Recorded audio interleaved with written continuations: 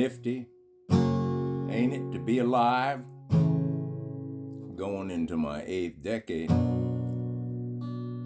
It's sure been wonderful to survive. And the rains came down, and the lands got flooded. Stories that go back so many thousands of years and repeated, almost like fairy tales in a dream. Sugar plum fairies dancing in my brain. Gilgamesh, the Anunnaki, stories that survived long before they were put in the Bible.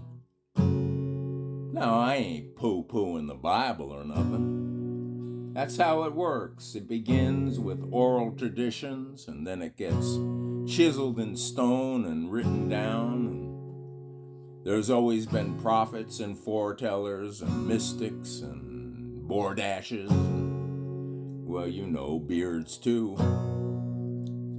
Oh, it's an honor and a pleasure to be on Mother Earth. Now, blessed are those who believe, and I believe. But I don't have to believe in the same thing that everybody else believes in. And I believe that any organization that would accept me ain't worth joining. Friends, I have a few, you can count them on one hand's fingers. I don't like to spread myself too thin, no.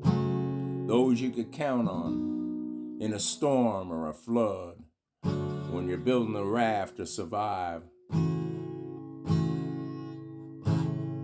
And then you hear about the stories, about the floods, and this guy's sitting on the roof of his house, and somebody comes by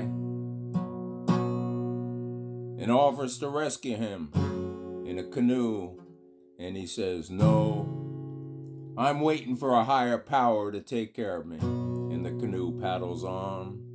And then a little while later, a rowboat comes by and says, "Jump in, I'll save your life." And he said, "No, I'm waiting for a higher power to save me."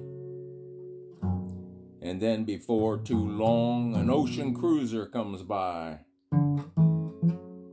And he says, "No, I don't really want to get on that ocean cruiser. I'm waiting for a higher power."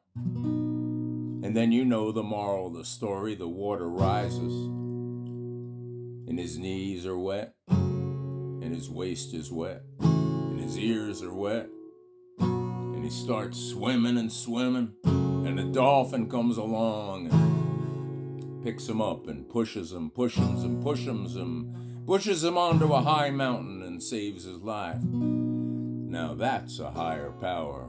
May your day be happy and bright and everything in your life not blow up like dynamite.